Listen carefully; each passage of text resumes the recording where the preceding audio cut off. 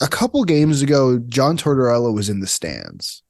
Yeah, it was funny. Last night, a couple nights ago, Rocky Thompson was behind the bench as another game goes by and John Tortorella's in the stands. Now, Adam and I talked about it. I don't know what to make of it. It seems like a John Tortorella move, and that's not a good or a bad thing.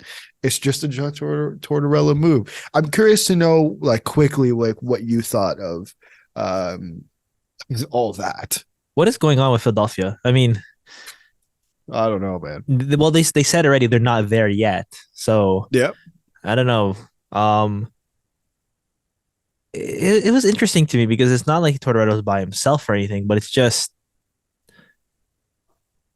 I don't know, like okay, so like in one way it could look like a saving face kind of thing. Like maybe Rocky Thompson eventually becomes the coach, or they put Torts somewhere in the organization. Like I've seen that a lot before. It actually just kind of happened. Well, John Elway's not getting re-signed by the Broncos, but that did happen with him, where it's like he went from GM to advisor.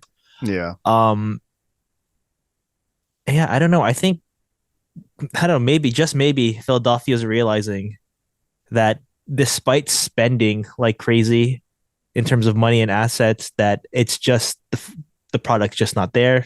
Reassessing anyway, you could see it. I don't know. It's confusing to me.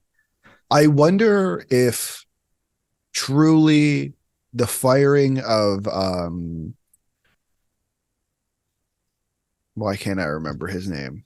Chuck Which one? Fletcher. Chuck Yeah. Fletcher. The firing of Chuck Fletcher was like a proper admittance that they need to go through a rebuild. And it's unfortunate that that happened 2 weeks after the deadline. Like that would have been nice to go through the deadline with even if you do this in even if you fire Chuck Fletcher in January, let's say, and allow Danny Briere or whoever else that they could have brought in this case it's Danny Briere, to do some work through the deadline.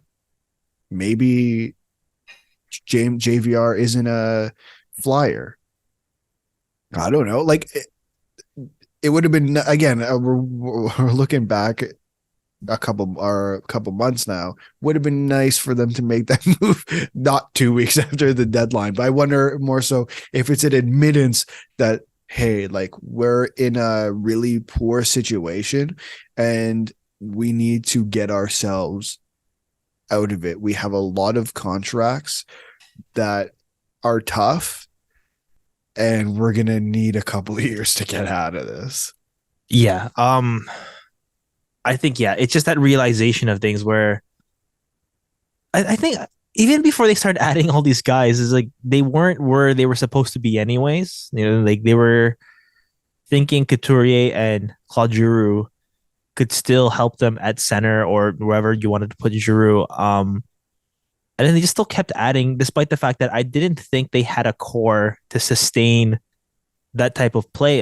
Again, we would always talk about Ryan Ellis. I think that was a great move, especially because we didn't know what was going to happen with Nolan Patrick. But Mm-hmm. again, as Ellis as well got injured, and just doubling down on Rasmus Riskalainen, like if you, I know you traded a pretty high pick for him, but to extend him like that is just, I don't know. I actually don't know why you would do something like that. And listen, like they could have done a lot more. I think I agree with you. Like if Danny Briere came in maybe a little earlier, maybe when they realized this is not gonna work out, and I don't know what we were trying to do, like these guys above a level. I think like they had the good story. Kevin Hayes becomes an all star. Mm-hmm.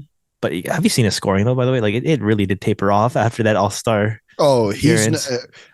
he's not, and I think for his own good a little bit too. He's not going to be a Philadelphia Flyer next year. Yeah, I just don't think like let you can call it whatever you want. I think he's been extremely sewered by that organization a little bit this year, particularly by Torts a little bit in just the way he's been called out for whatever reason. Like I get it. I understand, but mm-hmm. I didn't understand the extent to the extent it happened. But you're right. Like what could have been nice is and we're with Danny Briere coming in, it would have been nice for him to say, these are the guys I want to keep, and these are the guys I'd like to move. And say, okay, who's going to be a part of this team when this team becomes good? Because there's guys they could have traded, right? Like there are guys on this team that do have some value. Like, see you later. Unfortunately, they're just not. They're a group of players who can be good, who have not been good, and it needs to be changed a little bit. Would be my argument. So I think there's going to be a couple teams over the summer where I think there's good, and I have no knowledge of anything. I'm just guessing here, but I think there's going to be some teams who are going to make some serious decisions about the future of their franchise. And I think Philadelphia has to be one of them. Funny enough, Pittsburgh's probably going to be another one too, which, because, Adam said something interesting last episode where he was saying that, when Philadelphia and Pittsburgh are both good, it's good for the sport. And he's right. What's going to be interesting is while Philadelphia, and hopefully, and I pray Danny Briere is the solution to this, while Philadelphia are on the up and up, it seems like Pittsburgh's going to be going down, and that's what's unfortunate. Yeah, but, I mean, we've mentioned that before too. The Battle of Ontario is an example of it was there, but it always kind of fizzled when both teams were not competitive. Right. I guess we're getting there right now with maybe Ottawa's on the up and up, not this season, but maybe next season, and we'll have that again. But it is better for the sport. I think Philadelphia is just at that point now. We're realizing that we were really misguided with what we were trying to do. And now let's try to build this properly. I think with Pittsburgh, it's different. You have generational talent. You do what you can when you have those guys around. And then when they're not, that's when you reassess.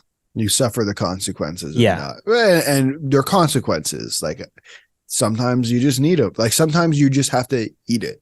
And I think that's what Pittsburgh's going to have to do. But they're not helping themselves, I think, is the biggest thing. Right? Oh, no, they're not. They're making moves to make moves. Yeah, a little bit. That's what it feels like.